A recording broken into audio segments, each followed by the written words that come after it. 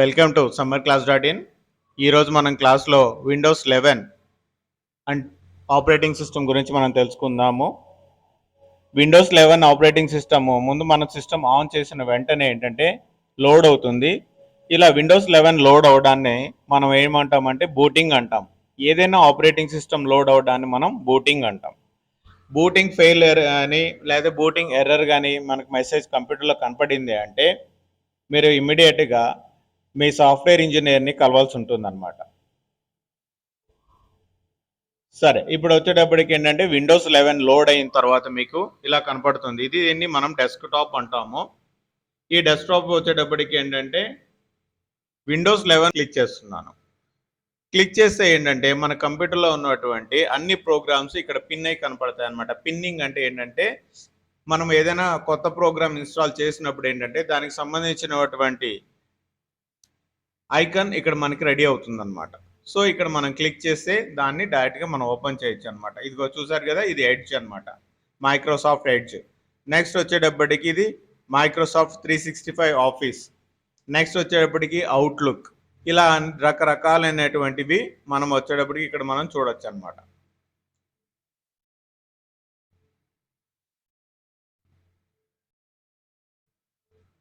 ఇప్పుడు మనం ఏదైనా ఒక ప్రోగ్రామ్ని, సపోజ్ ఇది మైక్రోసాఫ్ట్ ఎడ్జ్, ఇది దేనికి ఉపయోగపడుతుందంటే ఇది బ్రౌజ్ చేయడానికి వెబ్సైట్స్. మనం క్రితం క్లాస్లో తెలుసుకున్నాం కదా, వెబ్సైట్స్ని మనం ఎలా ఓపెన్ చేయాలి ఏంటి అని. అంటే వెబ్సైట్ ఓపెన్ చేయడానికి కంపల్సరీగా ఒక వెబ్ బ్రౌజర్ అనేటువంటిది ఉండాలి, ఆ సాఫ్ట్వేర్ ఉండాలి అనుకున్నాం కదా. వెబ్ బ్రౌజర్లకి ఎగ్జాంపుల్ ఏంటి, మైక్రోసాఫ్ట్ ఎడ్జ్ అని మనం అనుకున్నాం. సో ఇప్పుడు వచ్చేటప్పటికి నేను ఈ ఎడ్జ్ని నేను క్లిక్ చేయడం ద్వారా ఆ పర్టికులర్ సాఫ్ట్వేర్ని లేదా ప్రోగ్రామ్ని నేను ఓపెన్ చేస్తున్నాను అనమాట.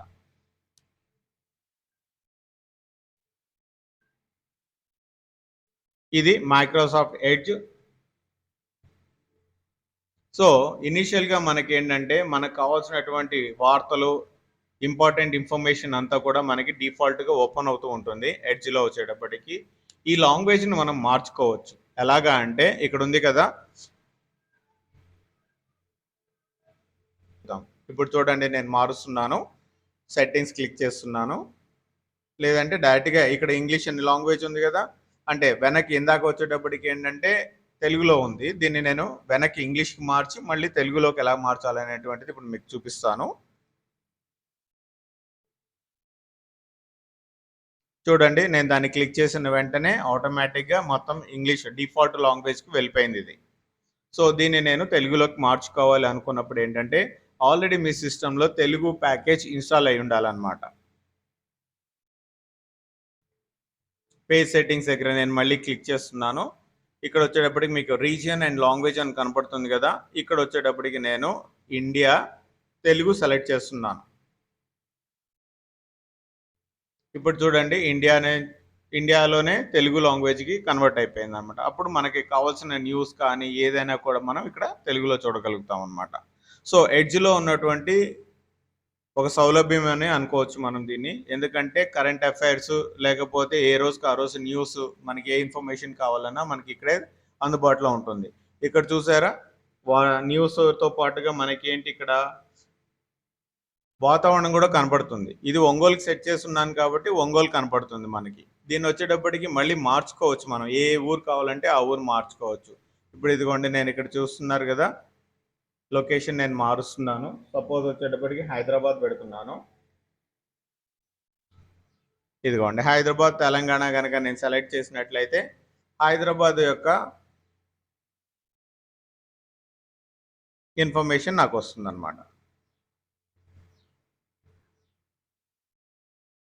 ఇదిగోండి, నేను హైదరాబాద్ని యాడ్ చేసుకున్నాను. హైదరాబాద్ తెలంగాణ రీజియన్లో ఇప్పుడు ఎంత ఉంది అనేటువంటి ఇన్ఫర్మేషన్ ఇక్కడ వస్తుంది నాకు. మళ్ళీ నేను ఒంగోలు లొకేషన్కి రావాలనుకుంటే ఒంగోలు లొకేషన్ సెలెక్ట్ చేసుకుంటాను. సో ఇలాగ మనము క్లైమేట్ ఎలాగుంది ఏంటి అనేటువంటిది, మార్కెట్ వివరాలు ఎలాగున్నాయి ఏంటి అనేటువంటివి, ఇవన్నీ కూడా మనము ఎడ్జ్ వెబ్ బ్రౌజర్లోనే మనం డైరెక్ట్గా చూసుకోవచ్చు అనమాట. విండోస్ 11లో ఉన్నటువంటి ఇదొక సింపుల్ టెక్నిక్. ఇక్కడ క్లిక్ చేసి మనం ఆ వెబ్సైట్ అడ్రస్ అంటే యూఆర్ఎల్ అనుకున్నాం కదా, మన క్రితం క్లాస్లో మనం యూఆర్ఎల్ గురించి డిస్కస్ చేసుకున్నాం కదా, ఆ యూఆర్ఎల్ని నేను ఇక్కడ టైప్ చేయాలన్నమాట. ఇప్పుడు సపోజ్ మనదే అనుకుందాం, సమ్మర్ క్లాస్ డాట్ ఇన్ అని ఎంటర్ చేస్తే సమ్మర్ క్లాస్ వెబ్సైట్ ఓపెన్ అవుతుందన్నమాట. అలాగే మనం క్లాస్లో వచ్చేటప్పటికి సెర్చ్ ఇంజన్స్ కూడా డిస్కస్ చేసుకున్నాం కదా. సెర్చ్ ఇంజన్లో మనం ఎక్కువగా వాడేటువంటిది ఏంటిది? గూగుల్. కాబట్టి ఏంటంటే google.com అని టైప్ చేసి నేను ఎంటర్ చేస్తే ఇదిగోండి, ఇది గూగుల్ సెర్చ్ ఇంజన్. ఈ గూగుల్ సెర్చ్ ఇంజన్ మనకి ఎందుకు ఉపయోగపడుతుందంటే, మనం ఎటువంటి విషయాన్నైనా కూడా డిఫరెంట్ వెబ్సైట్స్లో ఉన్నటువంటి ఇన్ఫర్మేషన్ మనం తెలుసుకోగలుగుతాం అనమాట. ఇది ఎలా పనిచేస్తుంది అంటే, సపోజ్ వచ్చేటప్పటికి మన ప్రైమ్ మినిస్టర్ ఎవరు అని అడుగుతాం అనుకోండి. మన ప్రైమ్ మినిస్టర్ ఎవరు అని అడుగుతున్నప్పుడు ఏంటంటే, జస్ట్ నేను ప్రైమ్ మినిస్టర్ ఆఫ్ ఇండియా అని టైప్ చేసి నేను ఎంటర్ చేశాను అంటే, ప్రపంచంలో ఉన్న ప్రతి వెబ్సైట్లోనూ ఈయన గురించి, నరేంద్ర మోడీ గురించి ఏమైతే ఇన్ఫర్మేషన్ ఉందో ఆ ఇన్ఫర్మేషన్ మొత్తం కూడా మనకు అందిస్తుంది అనమాట. కాబట్టి ఏంటంటే, కొన్ని సందర్భాల్లో ఏంటంటే మనకి కావాల్సిన ఇన్ఫర్మేషన్ కంటే ఎక్కువగా ఉండడం వల్ల ఏంటంటే మనం కన్ఫ్యూజ్ అయ్యేటువంటి ఛాన్సెస్ ఉన్నాయి. కాబట్టి ఏంటంటే, మనం ఏ వెబ్సైట్ ఓపెన్ చేస్తున్నామో దాంట్లో ఇన్ఫర్మేషన్ కరెక్టా కాదా అనేది మనం ఆలోచించుకోవాల్సి ఉంటుంది. ఇక్కడ చూడండి, జనరల్ ఇన్ఫర్మేషన్ వచ్చేటప్పటికి ఏంటి, ఇనిషియల్ ఇన్ఫర్మేషన్ ఇక్కడ మనకు ఆల్రెడీ ఇచ్చారు నరేంద్ర మోడీ గురించి. ఆ తర్వాత ఏమైంది, ఈ వికీపీడియా అనేటువంటి వెబ్సైట్లో ప్రైమ్ మినిస్టర్ ఆఫ్ ఇండియా గురించి ఉందన్నమాట. ఇంకా ఆ తర్వాత ఇంకా ఏ వెబ్సైట్స్లో ఉంది, www.pmindia.gov.in అనేటువంటిది. ఇప్పుడు ఇక్కడ చూసారు కదా, .gov.in అంటే జీఓవి అని ఉంటే మనం ఏమనుకున్నాము, ఇది గవర్నమెంట్ వెబ్సైట్. .in అని ఉందంటే అది ఇండియా అని అనుకున్నాం. కాబట్టి ఏంటంటే ఇది ఇండియన్ గవర్నమెంట్కి సంబంధించింది అనేటువంటిది మనకు అర్థమైపోతుంది. మరి దీంట్లో ఇన్ఫర్మేషన్ ఎలా చూడాలి అంటే, జస్ట్ దీన్ని క్లిక్ చేయండి. దీన్ని క్లిక్ చేయడం ద్వారా ఏంటంటే ఆ పర్టికులర్ వెబ్సైట్ ఆటోమేటిక్గా మనకు ఓపెన్ అవుతుంది అనమాట. చూసారా, ఇది వచ్చేటప్పటికి ఏంటంటే గవర్నమెంట్ ఆఫ్ ఇండియా సంబంధించిన ఒక వెబ్సైట్. ఈ వెబ్సైట్లో వచ్చేటప్పటికి ఏమేమి ఉన్నాయి అనేటువంటిది ఆటోమేటిక్గా మనకి ఇక్కడ ఓపెన్ అవుతూ వస్తున్నాయి అన్నమాట. సో ఇప్పుడు వచ్చేటప్పటికి ఏమైంది, pmindia.gov.కి వచ్చేసాం మనం. మళ్ళీ మనం వెనక్కి వెళ్ళాలంటే ఇదే అడ్రస్ బార్లో చివర ఒకటి యారో మార్క్ ఉంది కదా, క్లిక్ టు గో బ్యాక్ అని వచ్చింది కదా, ఇక్కడే మనం క్లిక్ చేయడం ద్వారా మళ్ళీ ఇందాకటి పొజిషన్కి వెళ్ళిపోతాం అనమాట. సో రకరకాల వెబ్సైట్స్ రకరకాలుగా చెప్తూ ఉంటాయన్నమాట. వాటిలో నిజం ఎంత అబద్ధం ఎంత అనేటువంటిది మనం తెలుసుకోవాలి అంటే మన బ్రెయిన్ వాడాల్సిందే అనమాట. కాబట్టి ఏంటంటే వెబ్సైట్లో ఏదైనా మనకు ఒక ఇన్ఫర్మేషన్ కనపడిందంటే అది 100% అని నమ్మకూడదు మనం. చాలామంది ఏం చేస్తారు అంటే, ఒక న్యూస్ కానీ ఒక విషయం కానీ మనకు వచ్చింది అనుకోండి, అది ఎంత నిజమో అనేది తెలియకుండా దాన్ని ఫార్వర్డ్ చేసేస్తూ ఉంటాం. వాట్సాప్లో జనరల్గా జరుగుతూ ఉంటుంది కదా, అలా ఫార్వర్డ్ చేయడం ఏంటంటే చట్టరీత్యా నేరం అవుతుంది అనమాట. ఎందుకంటే కొంతమంది దొంగలు ఏం చేస్తారు అంటే, సంబంధం లేని మెటీరియల్ పోస్ట్ చేస్తారు, లేదా ఒకళ్ళని అబ్యూస్ చేస్తారు, అంటే ఒకళ్ళని తిట్టడం అలాంటివి చేశారనుకోండి, అది మనకు తెలియకుండానే చూడకుండా నిజం ఎంతో తెలుసుకోకుండా అది ఫార్వర్డ్ చేసామంటే మనం కూడా దాన్ని ఒప్పుకున్నట్టే కదా, ఒప్పుకొని 10 మందికి షేర్ చేస్తున్నాం కాబట్టి అది క్రైమ్ అవుతుంది అనమాట. కాబట్టి ఏంటంటే ఏ విషయమైనా మనకి ఖచ్చితంగా తెలియకుండా ఫార్వర్డ్ మాత్రం చేయొద్దు. ఓకేనా, ఇది google.comలో ఉన్నటువంటివి. అలాగే ఇంకొక సెర్చ్ ఇంజిన్ గురించి కూడా మనం మాట్లాడుకున్నాం కదా, అది బింగ్ అనమాట. ఆ bing.com అనేటువంటిది ఓకే, ఇది bing.com. ఇక్కడ కూడా మనం ఏది కావాలంటే అది మనం ఎతకచ్చు అనమాట. ఇప్పుడు వచ్చేటప్పటికి నేషనల్ బర్డ్ ఆఫ్ ఇండియా అని అడుగుదామా.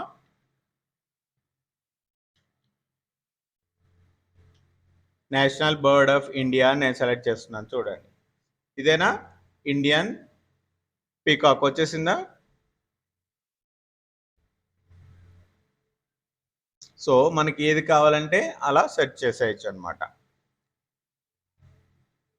సో ఇది వెబ్సైట్స్ని ఎలా ఓపెన్ చేస్తాము అనేటువంటి విషయం ఇది. ఓకేనా, నేను ఇది క్లోజ్ చేయాలి అంటే ఇక్కడ చూడండి. నెక్స్ట్ వచ్చేటప్పటికి ఏంటంటే ఈ చివర్లో వచ్చేటప్పటికి మనకి 3 బటన్లు ఉన్నాయి. ఒకటేమో మైనస్లో ఉంది, ఒకటేమో చిన్న చిన్న బాక్సులు 2 ఒకదాని మీద ఒకటి ఉన్నాయి, ఒకటేమో క్లోజ్ బటన్ ఉంది. ఈ మైనస్ అంటే ఏంటంటే ఇది డైరెక్ట్గా ఏంటంటే ఈ పర్టికులర్ అప్లికేషన్ని మినిమైజ్ చేస్తుంది అనమాట. మినిమైజ్ చేసేయడం అంటే ఏంటంటే డెస్క్టాప్ని క్లియర్ చేసేసి కిందకి తీసుకొచ్చేస్తుంది. అది ఇప్పుడు ఎక్కడ ఉంది అంటే ఈ కింద ఈ స్టార్ట్ బటన్కి పక్కన చివరిలో ఉంది కదా, ఇక్కడ ఉంది చూసారా, ఓపెన్ కండిషన్లో ఉంది. మిగిలిన ఏవి కూడా మనకు ఓపెన్లో లేవు. కాబట్టి ఏంటంటే ఇది మళ్ళీ ఓపెన్ చేయాలంటే దీని మీద క్లిక్ చేయాలి. మనం క్లిక్ చేస్తే ఇది ఆటోమేటిక్గా మనకి ఓపెన్ అవుతుంది.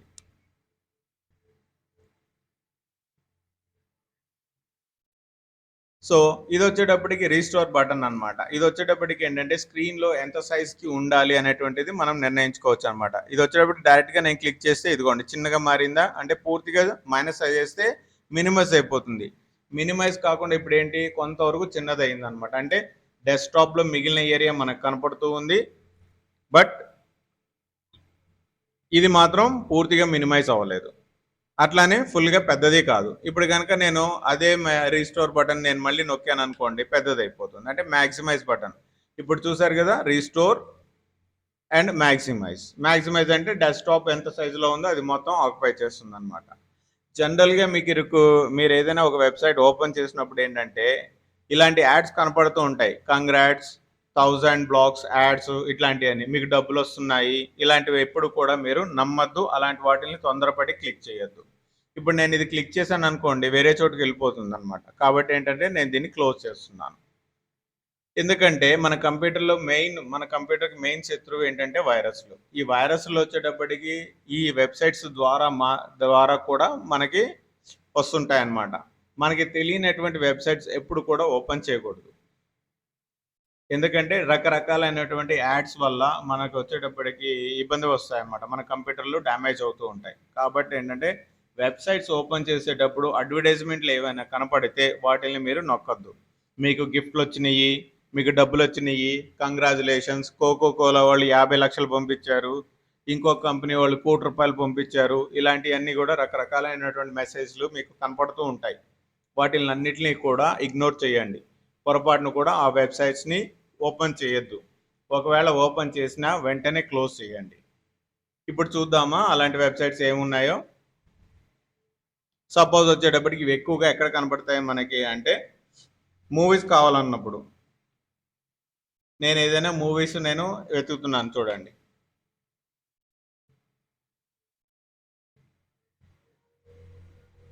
ఇప్పుడు సపోజ్ IMDb అనేటువంటిది ఒకటి ఉందనుకోండి, దీన్ని నేను క్లిక్ చేస్తున్నాను.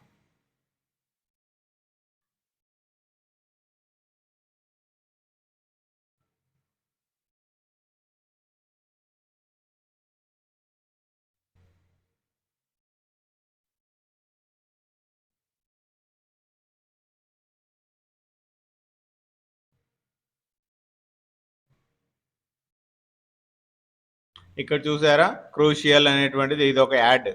ఇది వచ్చేటప్పటికి సపోజ్ నేను ఇది క్లిక్ చేశాను అనుకోండి, ఇది వేరే వెబ్సైట్కి ఓపెన్ అయిపోతుంది అనమాట. చూద్దామా, క్లిక్ చేశాను, అమెజాన్ ప్రైమ్కి వెళ్ళిపోయింది అనమాట. అలా కాకుండా ఏంటంటే కొన్ని సందర్భాల్లో అసలు మనకు సంబంధం లేకుండా మనకి తెలియని వెబ్సైట్స్ని అది డైరెక్ట్ చేస్తూ ఉంటారనమాట. కాబట్టి ఏంటంటే వీటి విషయంలో చాలా జాగ్రత్తగా ఉండాలి. సపోజ్ జస్ట్ వాచ్ మూవీ అనేటువంటిది ఒకటి ఉందా, ఇది నేను క్లిక్ చేస్తున్నాను చూడండి. సపోజ్ నేను ఇక్కడ దేన్ని క్లిక్ చేసినప్పటికీ కూడా రకరకాల యాడ్లు వచ్చేస్తాయి మనకి. ఇదిగోండి, ఇది వచ్చేటప్పటికి స్టార్ట్ ఇయర్, ఇది ఒక యాడ్ అనమాట. ఇక్కడ స్టార్ట్ ఇయర్ అంటే మనం ఏమనుకుంటాము, ఇక్కడ నొక్కితే మనకి సినిమా వస్తుందేమో అని మనం అనుకుంటాం. కానీ ఇది సినిమాకి సంబంధించింది కాదు. ఇది ఏంటంటే వేరే అడ్వర్టైజ్మెంట్ వెబ్సైట్కి వెళ్ళిపోతూ ఉందన్నమాట. ఇక్కడ క్లిక్ చేస్తున్నాను చూడండి.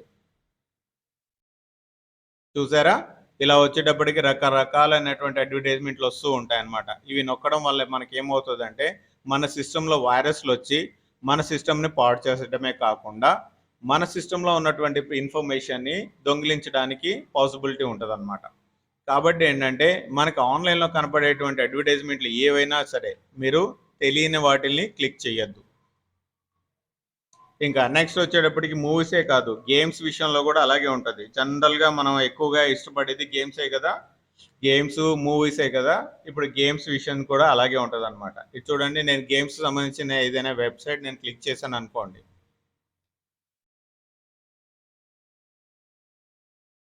చూసారా, ఇప్పుడు యాక్సెప్ట్ ఆల్ కుకీస్ అంటది అనమాట.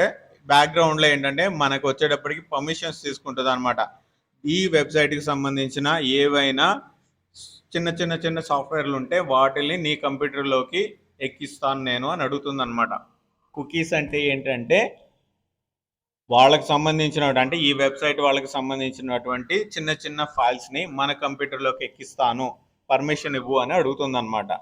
జనరల్గా మనం ఏంటంటే తెలిసో తెలియక ఏంటంటే యాక్సెప్ట్ ఆల్ కుకీస్ అంటాం అనమాట. అలా కాకుండా కొంచెం తెలివైన వాళ్ళు ఏం చేస్తారంటే ఈ కుకీస్ సెట్టింగ్స్లోకి వెళ్తారు. కుకీస్ సెట్టింగ్స్లోకి వెళ్ళి అసలు ఏమేమి అడుగుతున్నారు అనేటువంటి ఇన్ఫర్మేషన్ చెక్ చేసుకుంటారు అనమాట.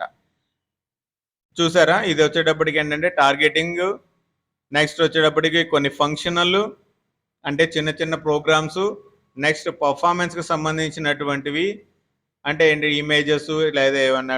నెక్స్ట్ వచ్చేటప్పటికి స్ట్రిక్ట్లీ నెససరీ కుకీస్ అంటారు అనమాట. అంటే ఇవి ఏంటంటే బ్యాక్గ్రౌండ్లో వాళ్ళు ఎలాంటివి పంపిస్తున్నారు అనేది మనకు తెలియదు. మరి ఇది మంచిదా కాదా అనేది మనకి తెలుస్తుంది అంటే ఆల్రెడీ ఈ వెబ్సైట్ వాడిన వాళ్ళని అడగడం ద్వారా మాత్రమే మనకు తెలుస్తుంది అనమాట. కాబట్టి ఏంటంటే అన్ఐడెంటిఫైడ్ వాటికి ఎటువంటి పర్మిషన్స్ తొందరగా ఇవ్వకూడదు అనమాట. కొన్ని సందర్భాల్లో ఏంటంటే వీళ్ళు మ్యాండేటరీ అంటారన్నమాట, యాక్సెప్ట్ ఆల్ కుకీస్ అంటాడు. ఎందుకంటే మనల్ని మోసం చేయడం అనమాట. జనరల్గా ఏంటంటే వీడి క్లోజ్ బటన్ ఇవ్వాలి, కుకీస్ పర్మిషన్ లేకుండా కూడా నన్ను అలో చేయి అన్నాడంటే ఓకే ఇబ్బంది లేదు అని మనకు అర్థం. ఇలా గనక మనకి క్లోజ్ బటన్ ఇవ్వకుండా యాక్సెప్ట్ ఆల్ అనేది మ్యాండేటరీ చేశాడు అనుకోండి, అప్పుడు మాత్రం దీని గురించి మనం ఆలోచించి ఒక నిర్ణయం తీసుకోవాలన్నమాట. ఓకేనా? ప్లే గేమ్స్ అంటే గేమ్స్కి సంబంధించిన వెబ్సైట్స్ ఓపెన్ చేసేటప్పుడు మీరు చాలా జాగ్రత్తగా ఉండాలి. ఇదిగోండి ఇక్కడ ఇంకొకటి ఓపెన్ చేద్దామా, crazygames.com అంట. ఇదేంటో చూద్దామా. చూడండి వీళ్ళు వచ్చేటప్పటికి ఏంటంటే ఎటువంటి కుకీస్ మనల్ని అడగలేదు. కాబట్టి ఏంటంటే మనం ఏదైనా ఆడేటప్పుడు కానీ ఏదైనా గేమ్స్ ఏదైనా వెబ్సైట్ ఓపెన్ చేసేటప్పుడు కానీ ఆలోచించి చేయాలి. మీరు తొందరపడి చదవకుండా తెలుసుకోకుండా ఏదంటే అది నొక్కకూడదు. ఇక్కడ చూసారా ఈ వెబ్సైట్ వాళ్ళు ఏంటి గేమ్ ఆడడానికి మాకు పర్మిషన్ ఇచ్చారు, కానీ అట్ ద సేమ్ టైం ఏమంటున్నాడు పక్కన అడ్వర్టైజ్మెంట్లు ఇచ్చారు. ఈ అడ్వర్టైజ్మెంట్ల జోలికి మాత్రం మీరు వెళ్ళకుండా గేమ్ ఆడుకుంటే ఇబ్బంది లేదు. మళ్ళీ కనుక ఇది కనుక నొక్కారు అంటే ఇవి మళ్ళీ వేరే వేరే వెబ్సైట్స్కి వెళ్ళిపోతాయి అన్నమాట. ఓకేనా? గేమ్స్ ఆడేటప్పుడు మాత్రం ఈ అడ్వర్టైజ్మెంట్స్ జోలికి వెళ్ళొద్దు. కుకీస్ మీకు వార్నింగ్ కనుక వచ్చింది అంటే యాక్సెప్ట్ చేయొద్దు. ఈ 2 జాగ్రత్తలు మీరు తీసుకున్నట్లయితే ఏంటంటే మీ కంప్యూటర్ 100% సేఫ్లో ఉంటుందన్నమాట. ఓకేనా? ఇవి ఎక్కువగా ఏంటంటే మనకి ఇష్టమైనటువంటి గేమ్స్ అండ్ మూవీస్ విషయంలోనే వీళ్ళు టార్గెట్ చేసి ఉంటారు మనల్ని. వీటి వల్ల ఏంటి మనకి నష్టము అంటే మన డీటెయిల్స్, మనం కంప్యూటర్లో ఉన్న ప్రతి డీటెయిల్ వాళ్ళు చూడగలుగుతారు. కాబట్టి ఏంటంటే మన డీటెయిల్స్ ఎవరికంటే వాళ్ళకి ఇవ్వకూడదు ఆన్లైన్లో. కాబట్టి ఏంటంటే మనం ఈ పర్మిషన్స్ని ఎప్పటికీ కూడా వాళ్ళకి అలౌ చేయకూడదు. ఓకేనా? ఒకవేళ కంపల్సరీగా ఈ ఏదైనా గవర్నమెంట్ వెబ్సైట్ కానీ లేదా బ్యాంక్ వెబ్సైట్ అది మ్యాండేటరీ అనుకుంటే మాత్రమే ఆలోచించి పర్మిషన్స్ ఇవ్వాలి. ఓకేనా? కాబట్టి ఏంటంటే ఇంటర్నెట్లో మీరు వర్క్ చేసేటప్పుడు ఏంటంటే చాలా జాగ్రత్తగా మీరు వర్క్ చేయాల్సి ఉంటుంది. ఇక ఇది రీస్టోర్ బటన్ గురించి ఇప్పుడు తెలుసుకున్నాం కదా. రీస్టోర్ అంటే చిన్నగా చేస్తుంది, పెద్దగా చేస్తుంది. అయితే విండోస్ 11కి వచ్చేటప్పటికి కొత్త రకమైనటువంటి ఆప్షన్లు వచ్చినాయి అనమాట. ఏంటి అంటే ఈ రీస్టోర్ బటన్ దగ్గరికి వెళ్తే మనకి రకరకాలైనటువంటి మోడ్స్ కనపడుతుంది అనమాట. ఇప్పుడు ఈ అప్లికేషన్ని ఈ మూలకి పెట్టాలా, ఈ మూలకి పెట్టాలా, లేదా సెంటర్కి పెట్టాలా అనేటువంటిది మనం డిసైడ్ చేసుకోవచ్చు. ఇది చూసారా, నేను ఇటుకు పెట్టేస్తున్నాను. చూడండి వచ్చేసింది ఇటువైపుకి. అంటే ఏంటంటే ఒకటేసారి 2-3 అప్లికేషన్స్ మనం ఓపెన్ చేసినప్పుడు ఇలాంటి సెట్టింగ్లు మనకి ఉపయోగపడతాయి. అది నేను మళ్ళీ ఫ్యూచర్లో నేను వర్క్ చేస్తూ చూపిస్తాను మీకు. ఓకేనా? ఇది నేను ఇప్పుడు చివరగా ఉన్నటువంటి బటన్ క్లోజ్ బటన్ అంటాం. ఎక్స్ మార్క్ అని ఉంది కదా, ఇది క్లోజ్ బటన్. అంటే ఈ అప్లికేషన్తో మనకు పని అయిపోయింది. పని అయిపోయిన తర్వాత దీన్ని క్లోజ్ చేసేసేయాలి. ఓకే, క్లోజ్ చేస్తున్నాను. ఓకే, ఇప్పుడు అర్థమైందా ఒక అప్లికేషన్ ఎలా ఓపెన్ చేస్తాము అంటే స్టార్ట్ క్లిక్ చేస్తాము. స్టార్ట్ క్లిక్లో వచ్చేటప్పటికి ఇక్కడ ఏ ప్రోగ్రామ్ అయితే కనపడుతుందో ఆ ప్రోగ్రామ్ని మనకు అవసరమైనప్పుడు దాన్ని క్లిక్ చేస్తాం అనమాట. నెక్స్ట్ వచ్చేటప్పటికి రికమెండెడ్ అంటే ఇప్పుడు రీసెంట్గా మనం ఓపెన్ చేసినటువంటి ఫైల్స్ మనకి ఇక్కడ కనపడుతూ ఉంటాయి అన్నమాట. ఎందుకంటే ప్రతిదీ మనం గుర్తుంచుకోలేము, నిన్న ఏం చేసాము, మొన్న ఏం పని చేసాము అనేటువంటి అవన్నీ కూడా ఏంటంటే మనకి ఇక్కడ రికమెండేషన్ ఇస్తూ ఉంటుంది అనమాట. ఇది రికమెండేషన్ ఏరియా అంటాం అనమాట. ఓకే, పైన మాత్రం పిన్నుడ్ అంటున్నాం కదా, ఇవన్నీ కూడా ప్రోగ్రామ్స్.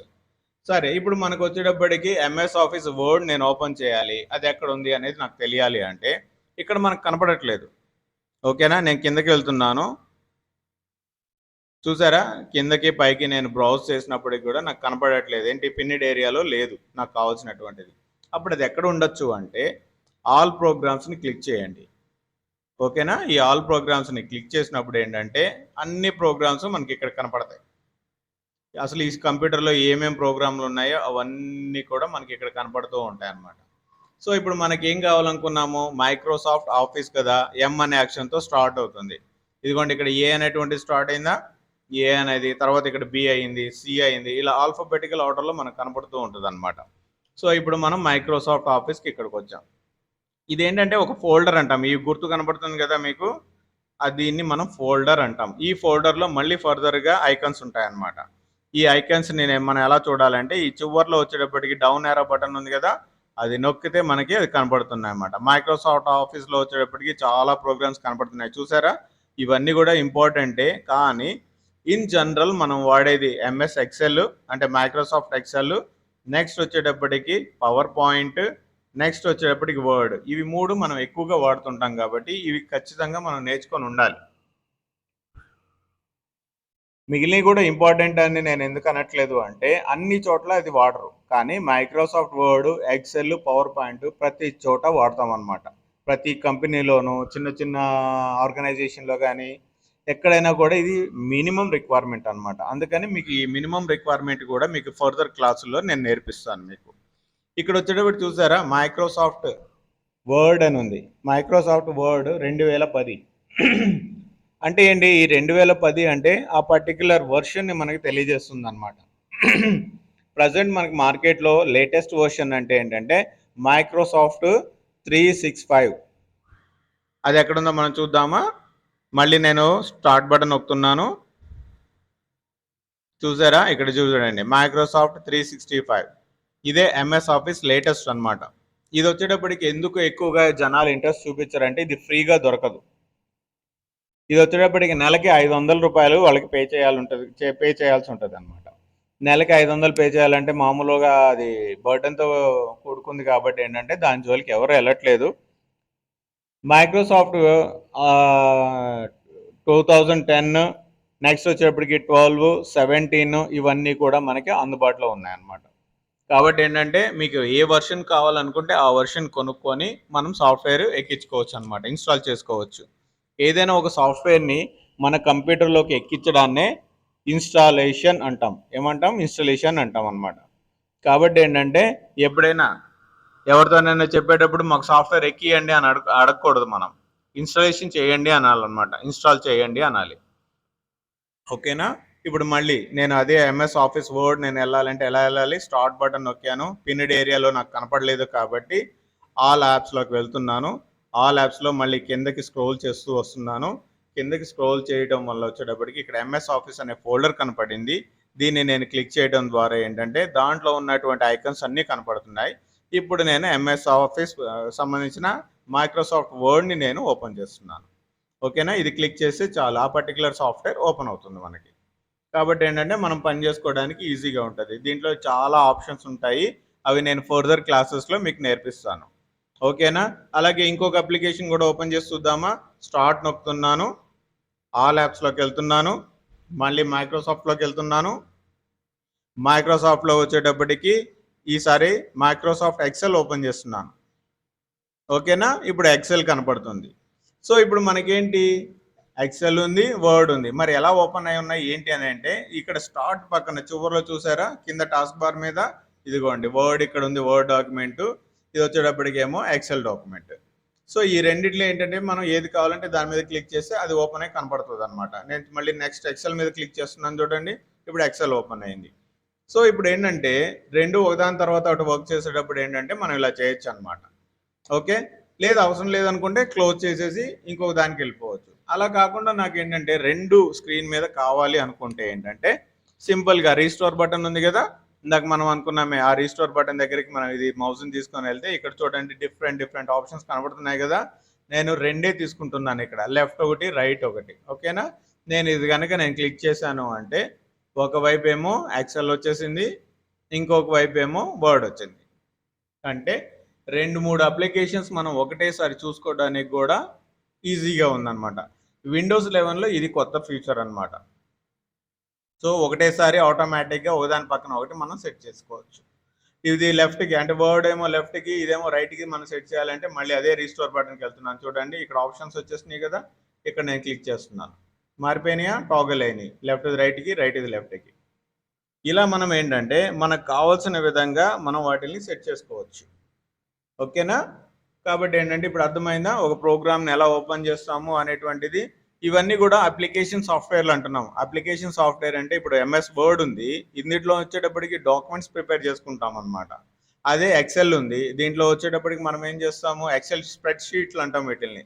ఈ స్ప్రెడ్ షీట్లని మనం తయారు చేసుకోవడానికి వాడతాం ఇది. కాబట్టి ఏంటంటే ఇలా దేనికి దానికి సంబంధించిన ప్రత్యేకమైన టాస్కులు చేస్తాయి కాబట్టి వాటిని అప్లికేషన్ సాఫ్ట్వేర్ అన్నాం అన్నాడు. అంటే పర్టికులర్గా ఒక అప్లికేషన్, ఒక టాస్క్కి మాత్రమే ఇవి యూజ్ అవుతాయి అన్నమాట. ఇంకా ఏమేమి ఉన్నాయో చూద్దామా. నేను ఇంకోటి ఓపెన్ చేస్తున్నాను, స్టార్ట్కి వెళ్తున్నాను. నోట్ ప్యాడ్ అనేది ఏంటంటే జనరల్ టెక్స్ట్ ఇన్ఫర్మేషన్ సేవ్ చేసుకోవడానికి అనమాట. ఇప్పుడు వచ్చేటప్పటికి ఏంటంటే ఇది అడ్వాన్స్డ్ వచ్చేసింది అనమాట. ఎందుకంటే ఇంతకు ముందు మీరు చూసినటువంటి నోట్ ప్యాడ్లలో ఏంటంటే ఈ ట్యాబ్ సిస్టమ్ లేదు. కొత్తగా మనం ట్యాబ్స్ దేనికి దానికి మనం చేసుకునేటువంటి సౌలభ్యం ఇక్కడ వచ్చేది అనమాట. కాబట్టి ఏంటంటే ఇప్పుడు దీన్ని కూడా మూడింటిగా మనం సెట్ చేసుకుందామా. ఇదిగోండి చూడండి, నేను మూడింటిగా సెట్ చేస్తున్నాను. ఇది వచ్చేటప్పటికి ఈ చివరికి తీసుకెళ్తున్నాను నేను. ఓకేనా? నెక్స్ట్ ఏది కావాలో దాన్ని సెలెక్ట్ చేసుకుంటున్నాను. Next word document కావాలంటున్నాను.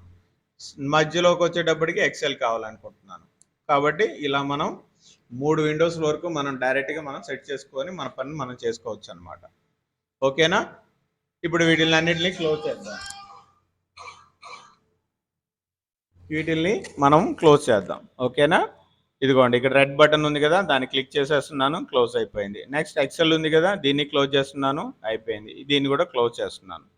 ఇలా మనకు కావాల్సినటువంటి అప్లికేషన్ మనం ఓపెన్ చేసి దాంట్లో వర్క్ చేసుకొని తర్వాత క్లోజ్ చేసేయచ్చు. ఇప్పటిదాకా మనం ఏంటంటే విండోస్ 11 డెస్క్టాప్ ఎలా ఉంటుంది, దాంట్లో ఒక ప్రోగ్రామ్ని మనం ఎలా రన్ చేసుకోవాలి, ఆ ప్రోగ్రామ్ని మళ్ళీ ఎలా మినిమైజ్, రీస్టోర్, క్లోజింగ్ ఎలా చేయాలి అనేటువంటిది తెలుసుకున్నాము. నెక్స్ట్ క్లాస్లో వచ్చేటప్పటికి రేపు మనము ఇంకా డీటెయిల్స్ తెలుసుకుందాం దీని గురించి. ఎందుకంటే మొత్తం ఒకటేసారి నేర్పించాలనే ఇబ్బంది కాబట్టి ఏంటంటే ఈరోజు ఇంతటితో నేను బ్రేక్ ఇస్తున్నాను. Thank you for watching summerclass.in. మీకు ఏదైనా డౌట్లు ఉంటే ఆ కింద ఆస్క్ క్వశ్చన్ విండోలో టైప్ చేసి నాకు సెండ్ చేయండి. నెక్స్ట్ క్లాస్లో మీకు వచ్చినటువంటి డౌట్లను ఎక్స్ప్లెయిన్ చేస్తూ కంటిన్యూ చేసుకుందాం. Thank you for watching.